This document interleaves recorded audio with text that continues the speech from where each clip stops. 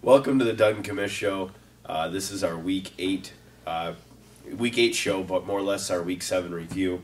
Commish, you were off last week. Rumor has it you were at the Tim Tebow practices trying to check him out. No, I was not. Well, we have pictures. We have video evidence of you being there.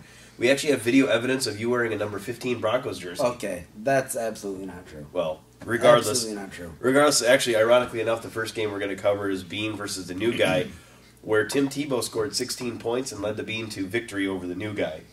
Now, new guy's story was this. He had 2 injuries that took place in the first quarter with Ernest Graham and Santana Moss. So definitely hurt him there and his possibilities. You know, Dougie, that's kind of the way that it went for a couple of teams throughout the GFO. Soldier experienced that, Trash experienced that, and the new guy experienced that. You know, it's just tough crap. I mean, that's just the way that it goes. Yep. That actually takes Bean to 4-3, still in last place in his division, and that takes the first Knoll team that we're going to talk about to 1-6. So right now we're sitting at Shula 1 win for this week, Knoll 0 wins. Right. Okay. Let's go to the next game. Trash versus Nappy. Trash was able to get 0 points out of Run DMC, and as a result has just recently made a trade. Yep. Did that 0-point performance have anything to do with the trade? Well, here's the way that it went down. From the way I understand it is, there was a foot injury from Run DMC, correct? And Trash believed that the injury was not significant enough to miss time. Okay. And there was some kind of argument there where Trash wanted him on the field. Run DMC says, "Hey, I want to get paid," and right then and there, done. He was out of Trash. It was just a matter of who was going to take him. Now, can you answer me this? Trash did put Matt Ryan on the bench. Still wouldn't have won him the game, right? But what was he thinking? It was just he wanted to enjoy the Lions game.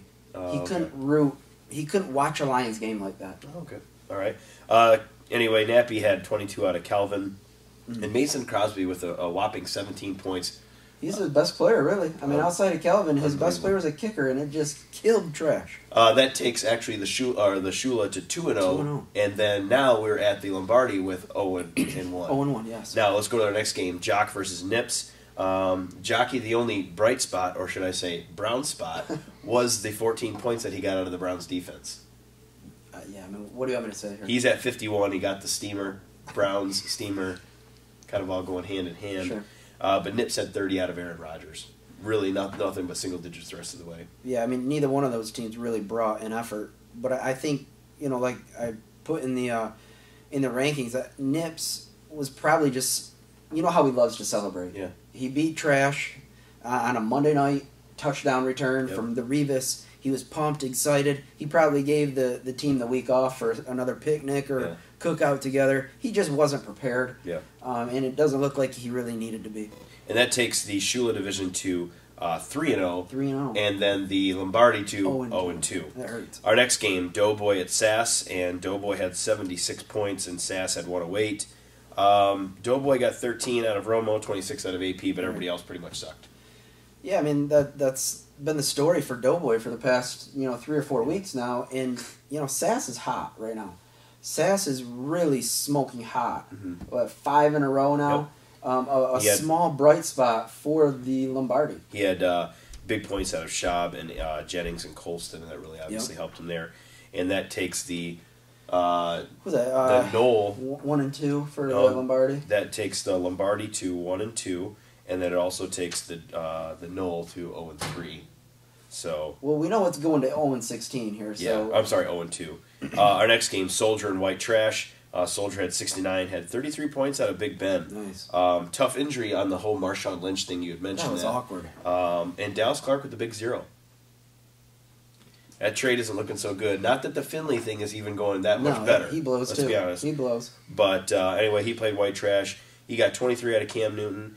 16 at MJD, and it's good to see Antonio Gates back on the field scoring some points. Yeah, I mean, he looked for him early. Rivers looked for him earlier in the end zone. That's going to be nice if he can stay healthy. Yep. But back to the whole Marshawn Lynch thing and him getting injured.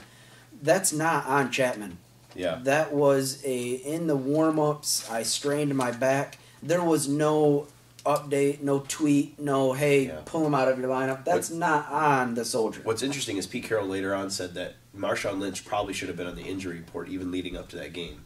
Dishonesty at its finest. Yeah, which wouldn't surprise us about Pete Carroll. No.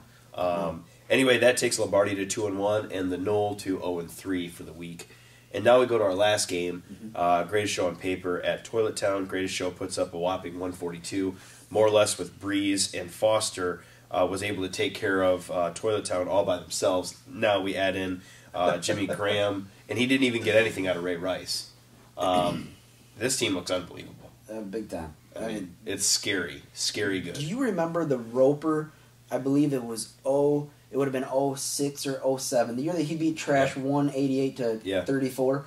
The first 10 games, what was he, 8-9-0? Maybe 10-0 that year? He was smoking on fire. It reminds me a little bit of this guy. I mean, he had Brady in his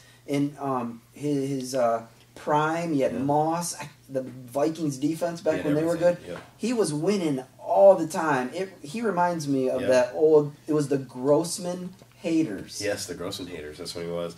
Toilet Town scored 70. He got 26 points out of Forte. He had 39 points from DeMarco Murray on the bench. Now, that 39 points still wouldn't have won him the game, but still would have made a little bit.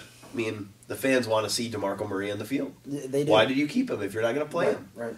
Well, anyway, that takes the Shula to a 4-0 week again, and that takes the Knoll to an 0-4 week. There's trouble in the Knollwood. Am I correct? There is trouble, and I know that the Knoll guys are all sentimental and touchy that their division they haven't won in a month and a half.